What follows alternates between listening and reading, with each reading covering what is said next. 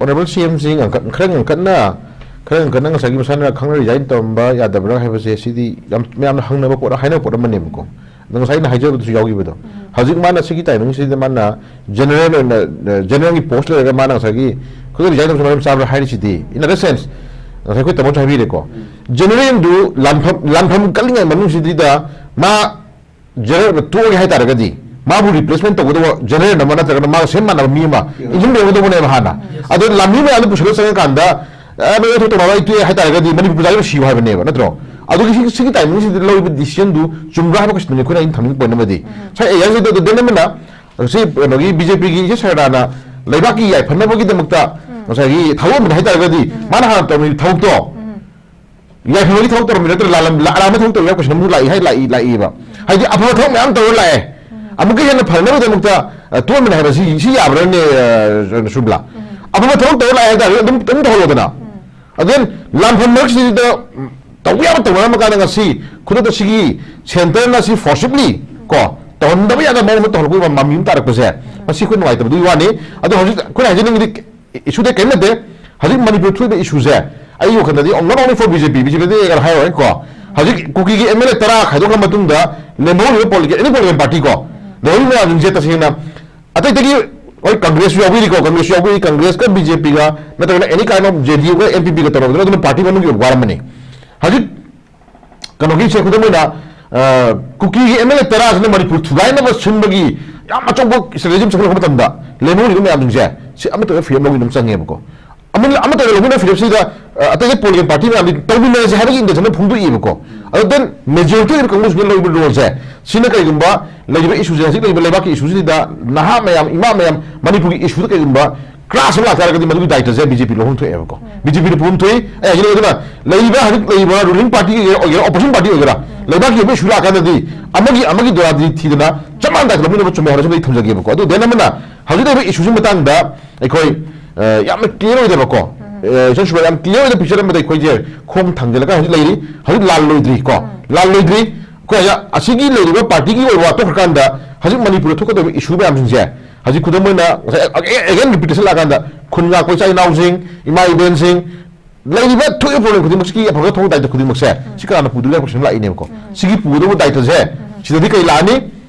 मियाम नि दंतम मिहुत ओजन लेबि कमुसिन जे सिमोय दाइतो ओबम थोय एबको अदला मदुगी ओबम मैक्सिमम रेस्पोंस का लगो जे ताइ तागदि रूलिंग gi कमुसिन हम थोय एबको अदला हजी दै फिल्म जिदा एकोय लास्ट ओले हजी नि जी हजी ले फिल्म जे सेंटर ना अचोबो लीला अमा सनरे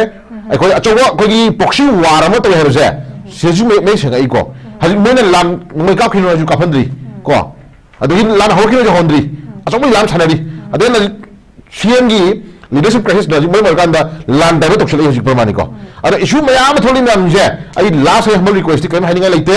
मणिपुर की इमेजिंग को मणिपुर की इमेजिंग मणिपुर कनन नमकी दमकता लोग थेंगांग नाय बदुगुंबा पुवारिना सखी ओरबा तंग कया gi लोग थोदांग हुंदो ngasi ju इमेजिंग जे दुरादुरी थीदना मचा मयाम कनन नमकी दमक ngasi mama मयाम ना papa मयाम ना मणिपुर प्रजा खुदुम मन ngasi के दौरे मणिपुर से अखोई टेररिस्ट ना यो तोरे ड्रग ना यो तोरे मणिपुर से थुगागे दौरे ngasi इचाजिंग थोना फौ इचाजिंग थोलो मतें पांगरो नतो इचाजिंग नाम खुनगा को जाम थोपिरो हाय लाव गिबे इमाजिंग मिकी पीदो ngasi के दौरे नहो ना बोली बाय तबिरकांदा मसा मयाम जे हाक दौरे बको अदुना सि कनना बग दमकता मणिपुर कनना बग दमकता इमा मयाम जे अमक तो फ्री अमक लेना खुंदा मिनरी वो फुर खुदिंग मक एक्सेप्ट कुकी लतना को ayo khana idi swai thomjarani ko maram di cookie je aikoina sometimes khaido ngandre ba tamko khaido ngandre ba aduna ngasagi modi same ke de lere indigenous people on the right from the boat le paga nominate ko ne le cookie emele tarana ba buda phone na manipur thugane khona ba phone drug thala ba phone na popi thala ba jiwa de koina moi bu koina am compromise to wa di asti ototro wa aduna leire ju le mori koi indigenous fruit kuning mak apik po gera macha gera leire fruit kuning mak se हानगी Manipur में ओइरो खन मतमदा एखोय अमत तोयना लेमि नमत मोरे centre की लीला एखोय पंथरे गुमसी एखोय पुन्ना मिट पांग मत मोया खनजे स्वाइ नासु थमजग okay ताजन दम लाक जे अखोय मरु ओइना हुजिक chief minister ना अखोय की फम थादो की बसी लेबा की दमक खलग थादो पुन हाइबा वाफम से लेरे अदुगा मसीगी मामांग हाइबा तारे चीफ मिनिस्टर की यानिंग दबा एमएलए मिनिस्टर काउंसिल मिनिस्टर की मरक दगे म्याम अखोय की तुंगा तुंगा बा डिफरेंट कन मत म्याम लेखरे आदा ꯗꯦꯜꯂꯤꯗꯒ ꯆꯠꯇꯅ ꯈꯣꯠꯇꯅ ꯁꯥꯏꯟ ꯇꯧꯕ ꯈꯣꯠꯄꯒꯤ ꯑꯗꯨꯒꯤ ꯃꯇꯨꯡꯗ ꯌꯥꯝꯅ ꯕꯣꯜ ꯑꯣꯏꯅ ꯑꯩꯈꯣꯏꯒꯤ ꯃꯦꯗꯤꯌꯥꯗ ꯐꯣꯡꯗꯣꯛꯄꯒꯤ ꯋꯥꯐꯝ ꯃꯌꯥꯝ ꯑꯃ ꯂꯩꯈ꯭ꯔꯦ ꯑꯗꯨ ꯍꯧꯖꯤꯛꯁꯤꯅ ꯃꯈꯣꯏꯒꯤ ꯃꯔꯛꯇꯒꯤ ꯃꯌꯥꯝꯅ ꯑꯩꯈꯣꯏꯒꯤ ꯄꯥꯟꯅꯔꯤ ꯍꯥꯏꯕ ꯇꯥꯔꯦ ꯁꯤꯗ ꯀꯟꯇꯦꯟꯗꯦꯠ ꯑꯣꯏꯕ ꯑꯩꯈꯣꯏꯒꯤ ꯂꯩꯔꯤꯕ MLA ꯃꯤꯅꯤꯁꯇꯔ ꯃꯌꯥꯝꯁꯦ ꯀꯅꯥꯅ ꯑꯣꯏꯔꯛꯄ ꯌꯥꯏ ꯍꯥꯏꯕꯒꯤ ꯃꯁꯤꯒꯤ ꯀꯩꯅꯣꯁꯤꯗꯩꯗ ꯆꯤꯞ ꯃꯤꯅꯤꯁꯇꯔꯒꯤ ꯐꯝꯁꯦ ꯄꯥꯏꯔꯛꯄ ꯌꯥꯕ ꯄꯣꯠ ꯃꯌꯥꯝ ꯂꯩꯅꯔꯤ ꯑꯗꯨꯗ ꯑꯩꯈꯣꯏꯒꯤ ꯀꯟꯁꯦꯟꯁꯁ ꯑꯃ ꯑꯣꯏꯕꯁꯤ ꯃꯌꯥꯝꯒꯤ ꯗꯤꯁꯤꯖꯟꯁꯤ ꯄꯨꯊꯣꯛꯄ ꯉꯝꯗꯅ ꯂꯩꯔꯤꯕꯁꯤ ꯃꯁꯤ ꯀꯔꯤꯒꯤꯅꯣ ꯍꯥꯏꯕꯁꯤꯅꯤ ꯃꯣꯏ ꯃꯁꯥꯗꯒꯤ ꯑꯃꯨꯛ ꯑꯩꯈꯣꯏꯒꯤ ꯃꯇꯤꯛ ꯆꯥꯕꯁꯦ ꯂꯧꯊꯣꯛ ꯍꯥꯟꯅꯁꯨ ꯃꯣꯏ ꯁꯥꯏꯠꯇꯒꯤ ꯃꯌꯥꯝ ꯂꯩꯔꯝꯃꯤꯅꯤ ꯁꯤꯟꯗꯣꯛꯎ ꯍꯥꯏꯕ ꯄꯣꯠꯁꯨ ꯂꯩꯔꯤꯕꯅꯤ ꯃꯈꯣꯏ ꯃꯁꯥ ꯃꯔꯛꯁꯤꯗꯒꯤꯁꯨ ꯑꯩꯈꯣꯏ ꯆꯤꯞ ꯃꯤꯅꯤꯁꯇꯔꯁꯤ ꯑꯣꯏꯅꯕ ꯃꯇꯤꯛ ꯆꯥꯕꯁꯤ ꯃꯇꯤꯛ ꯆꯥꯏꯅ ꯂꯩꯇ꯭ꯔꯕ꯭ꯔꯥ ꯃꯇꯤꯛ ꯆꯥꯕ ꯑꯣꯏꯕ ꯉꯝꯗ꯭ꯔꯕ꯭ꯔꯥ ꯍꯥꯏꯕ ꯋꯥꯍꯪꯁꯤꯃꯁꯨ ꯂꯥꯛꯑꯦ ꯑꯗꯨꯒ ꯍꯧꯖꯤꯛ ꯂꯩꯔꯤꯕ ꯏꯔꯥꯡꯒꯤꯗ ꯆꯤꯞ ꯃꯤꯅꯤꯁꯇꯔꯒꯤ ꯑꯅꯧꯕ ꯃꯍꯨꯠ ꯑꯃ ꯁꯤꯟ ꯇꯥꯔꯒꯁꯨ ꯂꯥꯛꯀꯗꯧꯔꯤꯕ ꯃꯥꯡꯒ ꯇꯥꯔꯤꯕ ꯄꯣꯠꯁꯦ ꯑꯁꯨꯛꯀꯤ ꯃꯇꯤꯛ ꯂꯨꯕꯅꯤ ꯃꯁꯤ ꯊꯦꯡꯅꯗꯣꯏꯁꯤ ꯇꯔꯥꯏ ꯇꯔꯥꯏꯕ ꯀꯩꯅꯣꯗꯤ ꯑꯣꯏꯔꯣꯏꯗꯧꯔꯤ ꯍꯥꯏꯕ ꯇꯥꯔꯦ ꯑꯗꯣ ꯃꯈꯣꯏꯒꯤ ꯃꯔꯛꯇꯒꯤ ꯍꯧꯖꯤꯛ ꯌꯥꯅꯕ ꯑꯃ ꯄꯨꯔꯒ ꯄꯨꯊꯣꯔꯛꯇ꯭ꯔꯤꯕꯁꯤ ꯃꯇꯤꯛ ꯆꯥꯕ ꯑꯣꯏꯕ ꯉꯝꯗ꯭ꯔꯕ꯭ꯔꯥ ꯀꯃꯥꯏꯅ ꯊꯝꯕꯤꯅꯤꯡꯉꯤ ꯑꯣꯖꯥ ꯅꯣꯔꯠ ꯏꯁ ꯋꯤꯟꯗꯣ ꯌꯦꯡꯕꯤꯔꯤꯕ ꯃꯅꯤꯄꯨꯔ ꯈꯨꯗꯤꯡꯃꯛ ꯀꯥꯏꯀꯨꯟ ꯎꯠꯆꯔꯤ ꯉꯁꯤꯒꯤ ꯅꯤꯡꯁꯤꯡꯕꯤꯔꯤꯕ ꯑꯩꯈꯣꯏꯒꯤ ꯇꯃꯣ ꯃꯅꯤ ꯑꯃꯗꯤ ꯑꯣꯖꯥ ꯔꯕꯤ ꯍꯣꯁ ꯑꯣꯏꯕꯤꯔꯤꯕ ꯏꯆꯟ ꯁꯨꯔꯕꯂꯥ ꯍꯣꯁꯇꯥ ꯈꯨꯗꯤꯡꯃꯛ ꯀꯥꯏꯀꯨꯟ ꯎꯠꯆꯔꯤ ꯁꯨꯔꯕꯂꯥ ꯏꯁꯨꯁꯤ ꯂꯨꯔꯒ ꯁꯨꯝ ꯂꯥꯏꯊꯣꯔꯛꯑꯦ ꯑꯗꯨꯅꯤꯀꯣ ꯍꯧꯖꯤꯛꯁꯤ ꯊꯥ 12 ꯆꯪꯁꯤꯜꯂꯛꯄ ꯑꯩꯈꯣꯏꯒꯤ ꯇꯦꯔꯣꯔꯤꯁꯝꯒꯤ ꯂꯥꯟꯁꯤ ꯑꯩꯈꯣꯏ ꯌꯥꯝ ꯑꯍꯥꯟꯕ ꯍꯧꯔꯛꯄꯗ ꯌꯥꯝ ꯅꯨꯡꯉꯥꯏꯔꯝꯗꯦ ꯀꯣ ꯌꯥꯝ ꯅꯨꯡꯉꯥꯏꯔꯝꯗꯦ ꯑꯗꯨꯒꯤ ꯃꯊꯛꯇ ꯉꯁꯥꯏꯒꯤ ꯌꯥꯝ ꯀꯜꯂꯝꯃꯤ ꯏꯔꯥꯡ ꯀꯣ ꯁꯨꯝ ꯁꯥꯡꯖꯤꯜꯂꯀꯥꯟꯗ ꯃꯥꯒꯤ ꯁꯣꯂꯨꯁꯟ ꯑꯃ ꯅꯠꯇ꯭ꯔꯒꯅ ꯃꯥꯒꯤ ꯑꯣꯏꯕ ꯉꯁꯥꯏꯒꯤ ꯂꯣꯏꯁꯤꯟꯅꯕ ꯌꯥꯕ ꯂꯝꯕꯤ ꯑꯃ ꯂꯥꯛꯀꯗ꯭ꯔꯥ ꯈꯜꯂꯒ ꯁꯨꯝ ꯁꯥꯡꯉꯒ ꯂꯥꯟꯁꯤꯒꯤ ꯋꯥꯍꯟꯊꯣꯛꯁꯤ ꯁꯨꯝ ꯂꯩꯔꯛꯇꯕ ꯌꯥꯝ ꯂꯥꯟꯗ ꯂꯩꯕ꯭ꯔꯅꯦ ꯀꯥꯏꯅ ꯌꯥꯝ ꯂꯥꯏꯅ ꯈꯪꯗꯕ ꯐꯤꯕꯝꯗ ꯂꯥꯛꯅꯔꯦ ꯍꯧꯖꯤꯛꯀꯣ ꯑꯗꯨꯃꯥꯏꯅ ꯁꯦꯝ ꯊꯤꯡ ꯑꯩꯈꯣꯏꯅ ꯍꯥꯏꯖꯅꯤꯡꯉꯤꯗꯤ ꯁꯦ ꯍꯧꯖꯤꯛ ꯂꯩꯔꯤꯕ ꯁꯔꯀꯥꯔꯁꯤ ꯑꯩꯈꯣꯏꯅ ꯌꯥꯝꯅ ꯆꯥꯎꯕ ꯑꯦꯛꯁꯄꯦꯛ ꯑꯃ ꯇꯧꯕꯅꯤ ꯑꯩꯈꯣꯏꯅꯀꯣ ꯄ꯭ꯔꯖꯥꯁꯤꯡꯒꯤ ꯌꯥꯝ ꯊꯥꯖꯕ ꯑꯃ ꯑꯗꯨꯝ ꯂꯩꯕꯅꯤ ꯍꯥꯟꯅꯗꯤ ꯑꯗꯨꯝ ꯁꯦꯟꯇꯔꯅ ꯁꯥꯏ ꯑꯦꯔꯤꯌꯥꯁꯤꯗ ꯄꯣꯠꯁꯛ ꯈꯔ ꯑꯗꯨꯝ ꯍꯦꯛ ꯍꯧꯕꯗꯒꯤ ꯊꯥ 12ꯒꯤ ꯂꯥꯟꯁꯤ ꯁꯦꯟꯇꯔꯒꯤ ꯌꯥꯝ ꯁꯥꯊꯤꯕ ꯑꯃꯒꯤ ꯃꯕꯨꯛꯆꯦꯜ ꯁꯦꯡꯗꯕ ꯗꯤꯚꯥꯏꯗꯔ ꯄꯣꯂꯤꯁꯤ ꯀꯣ ꯃꯤꯆꯪ ꯃꯤꯈꯥꯏ ꯅꯥꯏꯕ ꯑꯗꯒꯤ ꯐꯤꯕꯝ ꯆꯥꯗꯅ ꯌꯦꯡꯕ ꯃꯤꯠꯌꯦꯡ ꯈꯔ ꯑꯗꯨꯝ ꯂꯩ ꯍꯥꯏꯕꯁꯤ ꯃꯤꯌꯥꯝꯅ ꯑꯗꯨꯝ ꯍꯥꯏꯅꯔꯒ ꯂꯥꯛꯄꯅꯤ ꯇꯤꯟꯗꯔ ꯍꯧꯖꯤꯛꯁꯨ ꯑꯗꯨꯝ ꯃꯗꯨꯒꯤ ꯃꯤꯠꯌꯦꯡꯁꯤ ꯍꯧꯖꯤꯛꯁꯨ ꯑꯗꯨꯝ ꯂꯩ ꯍꯥꯏꯇꯥꯔꯦꯀꯣ ꯍꯧꯖꯤꯛꯁꯨ ꯑꯗꯨꯝ ꯂꯩꯔꯤ ꯃꯔꯝꯗꯤ ꯉꯁꯥꯏ ꯑꯩꯈꯣꯏꯒꯤ ꯑꯗꯨꯝ ꯍꯥꯏꯕꯤꯗꯨꯅꯤ ꯑꯩꯈꯣꯏ ꯇꯃꯣ ꯃꯅꯤ ꯍꯣꯏꯅ ꯍꯥꯏꯕꯤꯈꯤꯕꯗꯨꯅꯤꯀꯣ ꯑꯣꯖꯥ ꯍꯥꯏꯕꯤꯗꯨꯅꯤ ꯉꯁꯥꯏꯒꯤ ꯍꯧꯖꯤꯛ ꯂꯥꯛꯄꯤꯔꯤꯕ ꯑꯩꯈꯣꯏꯒꯤ ꯁꯦ ꯁꯃꯤꯠ ꯄꯠꯇ꯭ꯔꯁꯤ ꯄꯥꯔꯇꯤꯒꯤ ꯑꯣꯏꯅ ꯃꯥꯁꯦ ꯅꯣꯔꯠ ꯏꯁꯀꯤ ꯑꯣꯏꯅ ꯑꯩꯈꯣꯏꯒꯤ ꯀꯩ ꯍꯥꯏꯇꯥꯔꯦ ꯁ꯭ꯄꯣꯛꯁ ꯄꯔꯁꯟ ꯍꯥꯏꯇꯥꯔꯦ ꯏꯟꯆꯥꯔꯖ ꯑꯣꯏꯅ ꯄꯨꯕꯅꯤꯅ ꯍꯥꯏ ꯍꯧꯖꯤꯛ ꯂꯩꯔꯤꯕ ꯁ꯭ꯇꯦꯠꯀꯤ ꯏꯁꯨ ꯅꯠꯇ꯭ꯔꯒ ꯃꯣꯏꯒꯤ ꯄꯥꯔꯇꯤ ꯃꯅꯨꯡꯒꯤ ꯂꯤꯗꯔꯁꯤꯞ ꯀ꯭ꯔꯥꯏꯁꯤꯁꯀꯤ ꯃꯅꯨꯡꯁꯤꯗ ꯃꯥꯃꯛꯅ ꯍꯦꯟꯗꯂꯤꯡ ꯇꯧꯕꯁꯤ ꯌꯥꯝꯅ ꯃꯇꯤꯛ ꯆꯥꯕ꯭ꯔꯥ ꯅꯠꯇ꯭ꯔꯒꯅ ꯌꯥꯝꯅ ꯄꯔꯐꯦꯛ ꯑꯣꯏꯕ꯭ꯔꯥ ꯍꯥꯏꯕꯁꯤ ꯃꯁꯤ ꯀꯣꯏꯁꯟ ꯑꯃꯁꯨ ꯑꯣꯏꯔꯤꯅꯦꯕꯀꯣ ꯁꯤꯗꯩꯗ ꯑꯩꯈꯣꯏꯅ ꯍꯥꯏꯖꯅꯤꯡꯉꯤꯗꯤ ꯌꯥꯝ ꯁꯥꯡꯅ ꯍꯦꯛꯇ ꯑꯃꯗ ꯂꯥꯛꯆꯔꯔꯣꯏꯀꯣ ꯁꯤꯗ ꯑꯩꯈꯣꯏꯅ ꯂꯩꯅꯅꯤꯡꯉꯥꯏ ꯄꯣꯏꯟꯠ ꯃꯌꯥꯝ ꯂꯩꯔꯤ ꯊꯣꯛꯂꯤꯕ ꯀ꯭ꯔꯥꯏꯁꯤꯁꯅ ꯃꯔꯝ ꯑꯣꯏꯔꯀꯥꯟꯗ ꯅꯨꯃꯤꯠ ꯗꯦꯠ 9ꯗꯒꯤꯅ ꯉꯁꯤ ꯐꯥꯎꯕꯗ ꯃꯣꯏꯅ ꯃꯣꯏꯒꯤ ꯑꯣꯏꯕ ꯂꯤꯗꯔ ꯑꯃ ꯍꯥꯞꯄ ꯉꯝꯗꯕꯁꯦ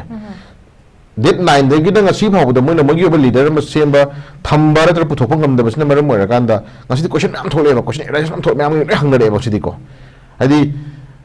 ꯍꯧꯖꯤꯛ ꯂꯩꯔꯤꯕ ꯁ꯭ꯇꯦꯠ ꯃꯅꯤꯄꯨꯔ ꯁ꯭ꯇꯦꯠꯀꯤ ꯄ꯭ꯔꯦꯁꯤꯗꯦꯟꯠ ꯊꯧꯄꯨꯕꯤꯔꯤꯕ ꯏꯆꯦ ꯁꯔꯗꯥꯁꯦ ꯃꯥꯗꯤ ꯁꯤꯒꯤ ꯃꯇꯥꯡꯗ ꯋꯦꯜ ꯗꯥꯏꯖꯦꯁ ꯐꯖꯅ ꯈꯪꯉꯝꯒꯅꯤ ꯃꯥꯗꯤ ꯍꯥꯏꯗꯤ ꯍꯣꯝ मिनिस्टरꯒ तानाबदो ओइरो गवर्नरगा तानाबदो ओइरो पार्टी मनुंगी एनी काइंड ऑफ डिस्प्यूट अतना खनन नबदा स्टेट प्रेसिडेंट कामी यारमोयबको अना सिगी मतंग फजन खंगनेबा छै मतंग सिदी दंग सि फावबदा सगी लेइबा इसे सरदागी मागी ओपिनियन नत एनी काइंड ऑफ बीजेपी की लीडर्स नि मरतगी सगी यामना कंक्रीट अब डिसीजन पी दबि थमबसे साइड एराइस खुइ चमन नबा चौ अदम चमन नबा ले हाइतारे सिंगिनको अदना इसम समना हाइरदि हजि लेबि इशुजि मतंगदा मोगी प्रेसिडेंट मोगी चीफ मिनिस्टर अमा हापा अमा लौथोकपा नतगना ngसागी इखोइ म्यान हाइरइबा सस्पेंडेड एनिमेशन थंबा थंदबा मदुमे वरिनि मोइना ngasi लेइबा लेगाक सिना नतगना सेंटरना फजरबा इंदाई कॉन्स्टिट्यूशन अमा लेजि प्रमाणिको अदु मनुंग दरे थौसिन चलाइनि माइ कॉन्स्टिट्यूशनल क्राइसिस लांगना फोनबा नतगना सस्पेंडेड एनिमेशन थंबा नतगना लीडर मा हाप हाप तबजे मोइ मसि मोइना तबजेबा थौतु मनुंग लाकपा असोइबसिन मनुंग अमसु अमा उजुनेबको अदुना समझलबदन हाइदि हजिबा इशुजि मतंगदा होइंदि ngasi अहिंगदा तो अमुक निपा हापचले हागर खोइ लुलो अदुम लोय हजिको म्यामने थगत लरिबा लांगदि म्यामजे म्यामने पामिदि वन डे नोंमगी मनुंगदा पुंग अमा अनि खक लीडर मा फना फम थौक तो मतमदा चावग्र प्रॉब्लम म्याम सुमि यायबको अदु अनदर 3-4 days पुरा हेंग दो थमजना हजिले इशुजे खोइ कोर इशु मागा ताबि कोर इशुजे से थयाइना परम उरेबको अदु ngasi बावदा सुम येंगिनि समित पत्रसि वास इम्फाल थुंग मतुंगदा ngasi फावबदा ngसागी इम्फाल होटल दा लेबा गवर्नर लेबा खुदुंदा अखोइ उनबिरिबा मिनिस्टर एमएलए म्याम चल उनबा मतमदा प्रेस मीडिया की सिनाउसिना मगी कमेंट खरा सिक्तनो होना मतमदा नो कमेंट खरा हाय को मसमे केला फुलुक तबि थम चखि देन अमा मिनिस्टर खरा हाय मिजि हजि लेबा इशुजि मतंगदा वा खन्नबनि हाय हायबुंबा को ममांगदा दिल्ली दा को ग्रुप 9 चना गान खनेबो म्याम दुदि लेबा की इशुजि खनबिरतबरा को सिकुच कुछ हंगिंगे एबजुदि को अदो हजि लेबा इशुजि मतंगदा सी योंग लीडर बुथोरनबगी हुमांग काना या मक सिदिदा लेबा की वलु सानाबिरमगदरा सि क्वेश्चन नमदि ओइरि खोइदा अदना चपिरिबा लीडर सिंजिना प्रजा की सेंटिमेंट से खंगदबा मानबको 하이 레이비 주제 이랑 도기 통수잖아 근데 미 시리 시즌으로 너무 더우잖아 거기 레이비 그래서 한 번씩 혼나로 레이비 합니다 저는 만바지 디팻대 아직 그러면은 그냥 문항이지 오늘은 CMG나 시기 다 군민 회식 흘락바 국기 테러리즘 란 만ung시다 만ung matam chadna why ke kita makta sagi resign to buno asi question mala ini buko then sigi manungsida sagi sumne speaker na asari chief minister oining bako ijan shubla amung lady hai da sida ko ko ngarang na hamokti yam langam de ngasi ba budi ko dare ko na sun round the clock ko sum satla export break sum taw ying jabani ko adu chief minister gi lamjen ta na ba chief minister gi chokri pamba minister khara hai tare mele khara hai tare ko moisingi kendra si aina oirani khoina lang makam khara adu oi hai tare ko ebiu ka shukai de mo oi ka shu adu dum naw biti ko adu khoina hai jeni di tha kun ni thogi sang ko lam si da no mata machin na thokna ko mama thokla kanda leibak ki dong ni chai naw ni dong ni ta kana ngasai dai film si da ngasi BJP gi manung de yawba mogi actual mogi manung ka ja MLA ko kuki leibak thugai no sin mo kuki MLA tara gi manung da BJP de terang ka MLA maga ma si lebak thuai ba yawi bine kuki MLA maga ko sigi manung da psychot sigi MLA oi Pauline Hokip si he was maji many kilo ba khale ni ko lebak thugai na hona matam da achong lo long da si mana ke dare ngara mutu mana hairi si diwaya ni news ma da mana hairi je kuki da chief minister chinda su mo ta le demand to haire tamo ko de na mana CM bi resign to su ko ta ma demand to haire ji ko sidil de chamma na leibak thugai na chilak boda leibak ki ora posok ta gi na ba thugai na ko da chamma na ma du pokun bi ba gamba du ba ai kun side minister emele ka hori ge ba pi ni ha da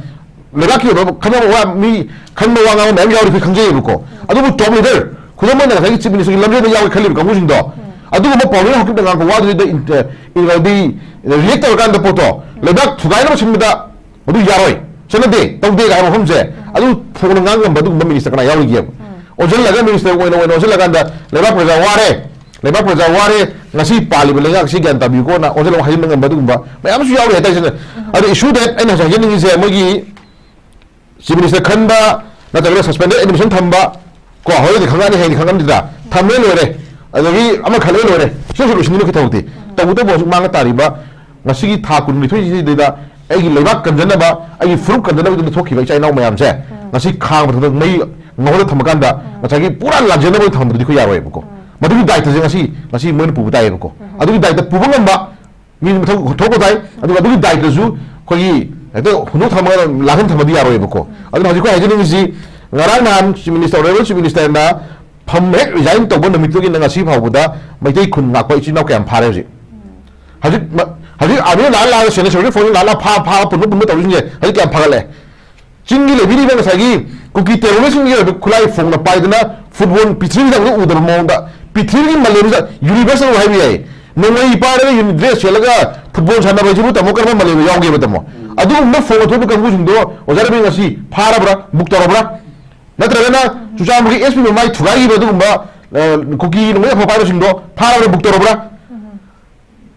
ona tena ngasi tambak ta sidi ta sengai ta ga di chingi kan bu je nei kuki kan bu ta ngai kho ei lan ka ba khinu nomai ka ba khinu tapaki ya ganda ko tapaki na khai ya na ka haina chana ma do policy ma thani yara ba ko sim lakto re ko dana sagi area ko hajini je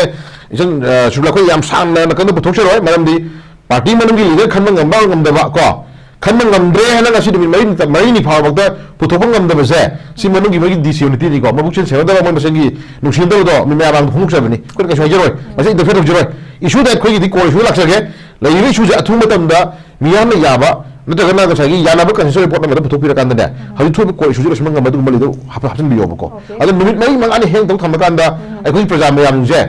adi lakam da puno khana bi thau di khoi gamjaro aduna laibi issue ja thu matam da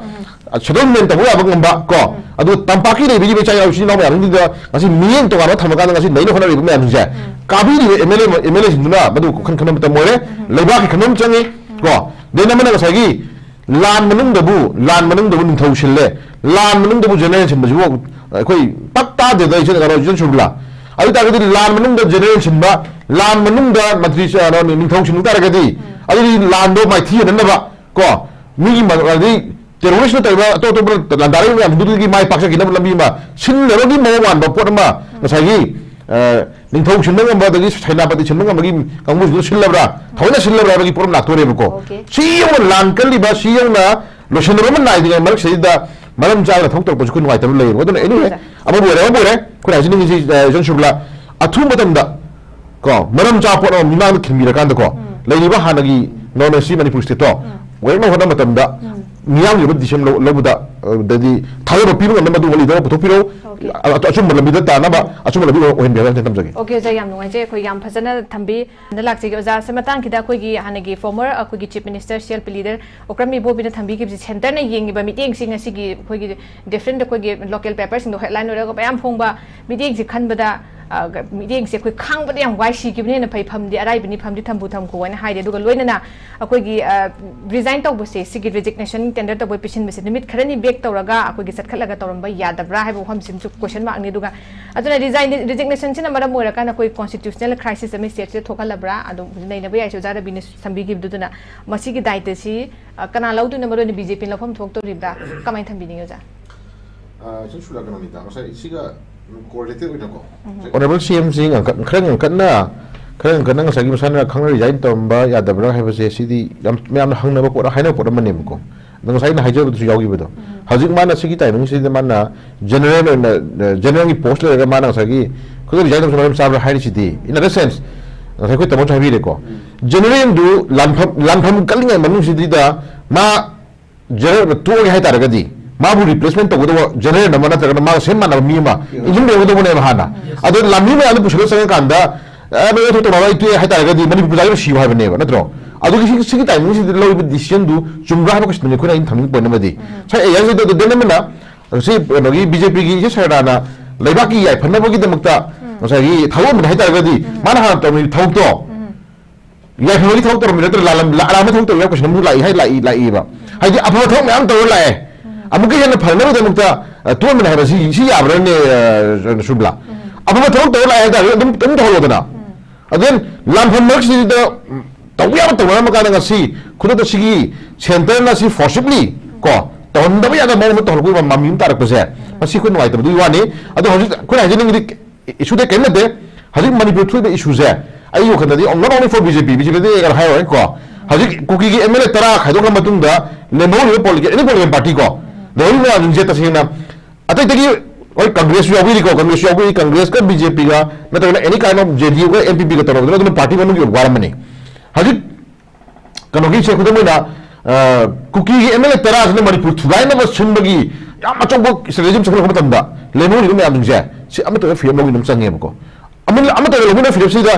अतै political party में तौबी ने से हाबगी इंदे फुंदु इबको अदन majority Congress ने लोगी role से सिना कइगुंबा लेजिबे इशू जे हजिक लेबे लेबा की इशू सिदा नहा मयाम इमा मयाम मणिपुर की इशू कइगुंबा क्लास ला तारगदी मदुगी दायित्व जे बीजेपी लोहं थोएबको बीजेपी पुम थोई ए हजिक लेबा लेबा हजिक लेबा रूलिंग पार्टी के ऑपोजिशन पार्टी होगरा लेबा की इशू ला कानदी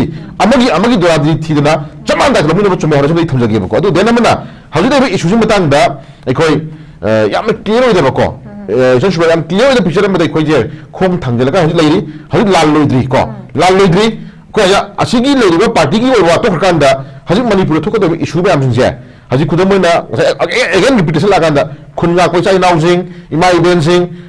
लेरिबा थोय प्रॉब्लम खुदि मुस्की अफगा थों दाइतो खुदि मुक्से सिकाना पुदुले question La इनेको सिगी पुदो दाइतो J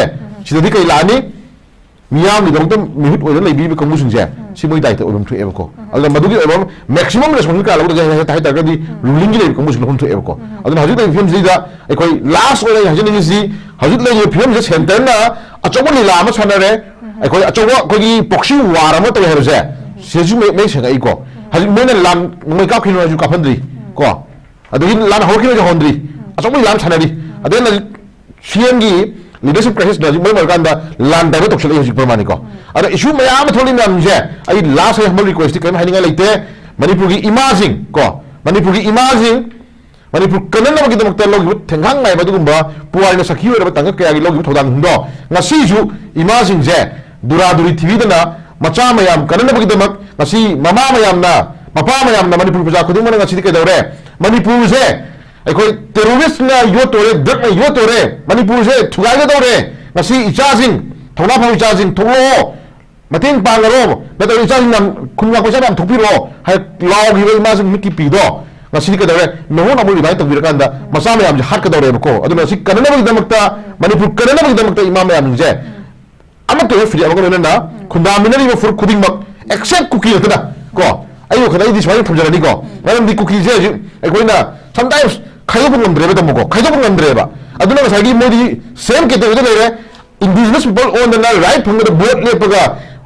nominal pone le cookie emele tarana ba uda phone no Manipur thugane phone ba phone drug thalaba phone no popi thalaba ji wagde koina moi bu koina compromise to wa di asti otoro wa aduna leiri su le mo be koi indigenous fruit kuning mak api po gera macha gera leoi fruit kuning mak se hana gi Manipur mo oira khona matam da ekoi amat to ina lemi na matam moire center gi lila da ekoi pangthare gumsi ekoi punna mit pang mo matam moya khonja swai nasu thamja Okay, oza kita jen oza akhoi loisilakpa sida MLA sing se akhoi gi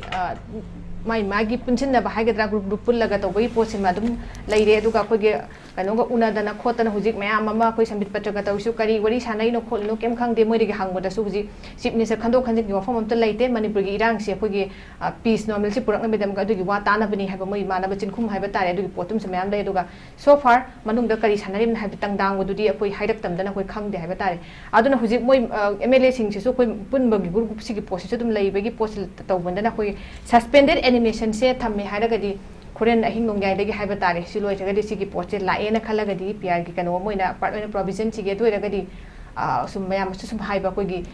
chief minister Biren se amu ma sam hala koi possibility se mulai getra ka haiba se ko gi se sum mayam ko gi khangning ba hai tare ko viewers mayam ga su lai di si ka mai tham bining go jase de Masi kano ni dekho ki imagination hai tare ko adu ngasai ko edum ore ba lenga ki film hai tare ko mogi speculation nga mogi tomari ba mayam sina mar mar kan kari ko ko se habi dingam de ko adu bu let's see yeng mutai ko yeng mutai adu mogi lilasi ko prayasin pangthar gum jai tung thonjara ga na mogi ko na amna adu pe da ba khabi nu ai te ko adu ngasai gi adu bu wan samu jain to gi bai se madu film khara chenjam khar dila kani khali ko adi resign to bojil lushil labni ko adubu leiba tawbangam ba haitare ne tawbangam ba ngamba kangbu gi santa yam leiri bani na mona khidro ga ga ko yeng mata aduna prajing na ngasai gi kupna yengi si magi adugi haptu option tawgera haptu option mo tawgera natra tonmo tawsun no prajagi adi sentiment simbadi kai na ba jong khangna chap phai ha ba sum tangdi phai thamjarang Okay, so yam nungai jai thank